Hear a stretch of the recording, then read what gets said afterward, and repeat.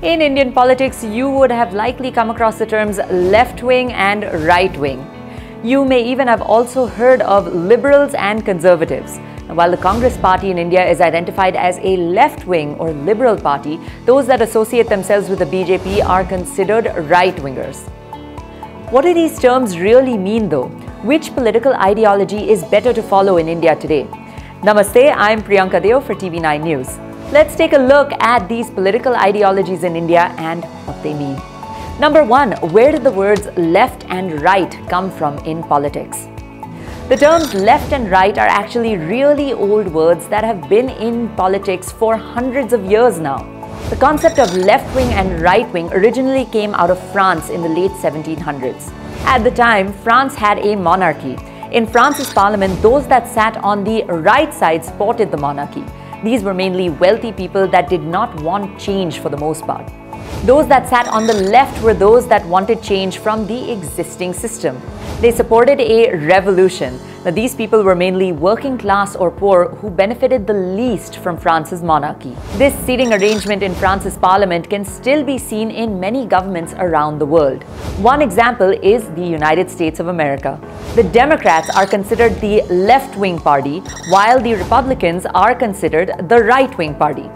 To this day, Democrats and Republicans traditionally sit on opposite sides in the upper and lower houses of their government. Now, the seating arrangement may show how left and right started in politics, but today, left and right are used to describe the differing ends of the political spectrum. Which brings me to my next point. Number two, what is the political spectrum? The political spectrum is where some more terms come into play.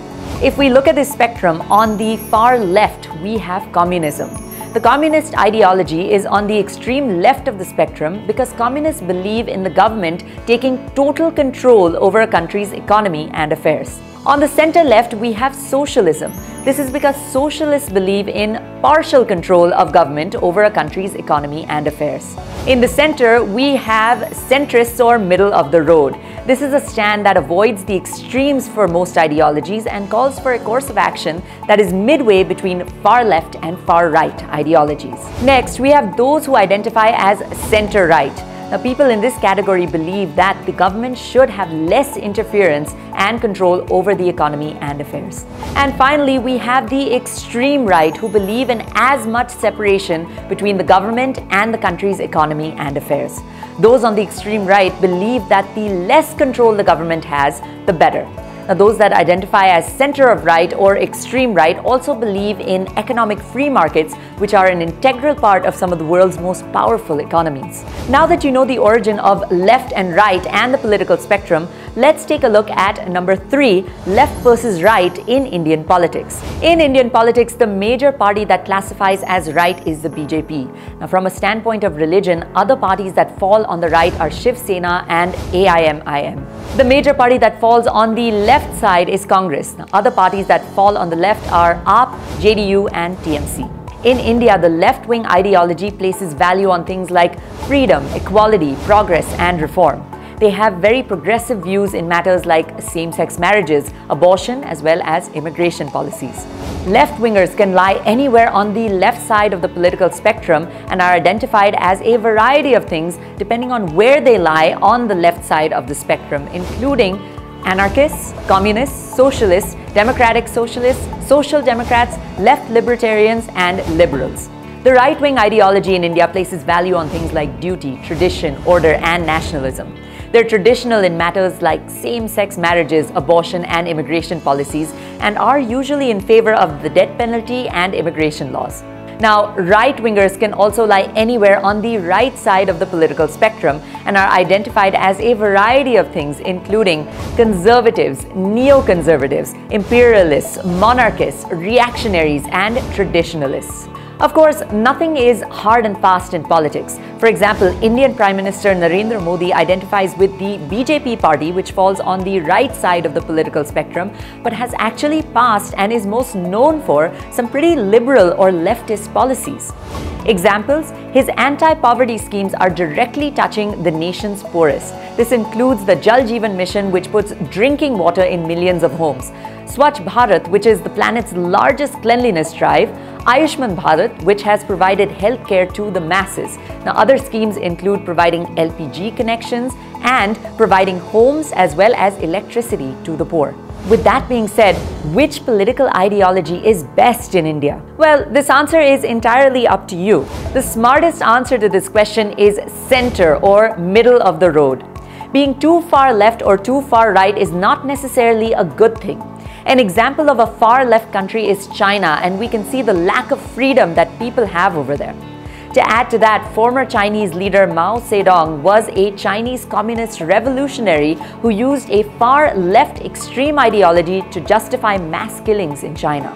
Likewise, examples of countries which follow far right ideologies are many of the Middle Eastern countries where the law of the land is based on religion. This means that if you make a small transgression of religious practices or mock a country's faith, you will likely get in trouble and face consequences. This is why being extreme right or extreme left is not a good thing to do. The other reason for not choosing to be extreme is misinformation. There's so much fake news out there, especially on political issues. The point of fake news is to mislead you and get you thinking in favor of a certain political ideology. For example, during the Delhi riots, multiple mainstream media publications as well as popular platforms that support left-wing ideology have been called out for publishing fake news.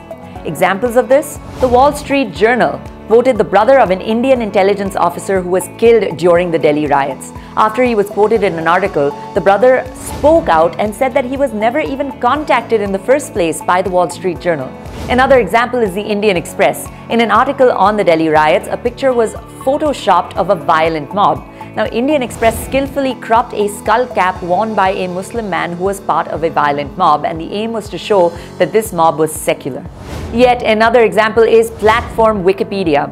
Just a little while ago, co-founder of Wikipedia, Larry Sanger, no longer wanted to associate himself with his own platform because he said, and I quote, that the site is badly biased, no longer has an effective neutrality policy, and clearly favors leftist politics.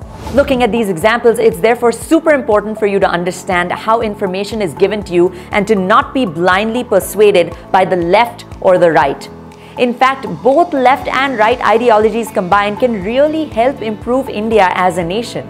For instance, since we are the world's largest democracy, the right-wing view of having economically open markets works better for our economy. This can clearly be seen with the recently passed agricultural reforms. Farmers across the country can now buy and sell in the open market rather than in mandis or APMCs, which were completely controlled and regulated by the state prior to the agricultural reforms or farm laws. Moreover, farmer-producing organizations in Maharashtra have earned approximately 10 crore rupees from free trade outside of these mandis or APMCs since the agricultural reforms were passed.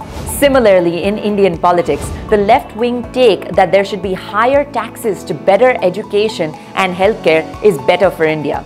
This is extremely important and would help give so many more people across the country by providing them basic health services and knowledge.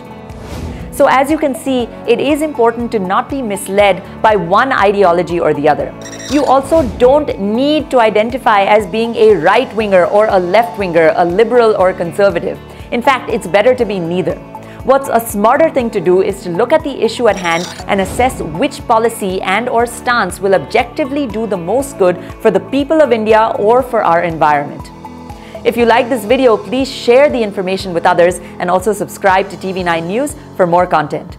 Thanks for watching, and until next time, this is Priyanka for TV9 News signing off. Namaste.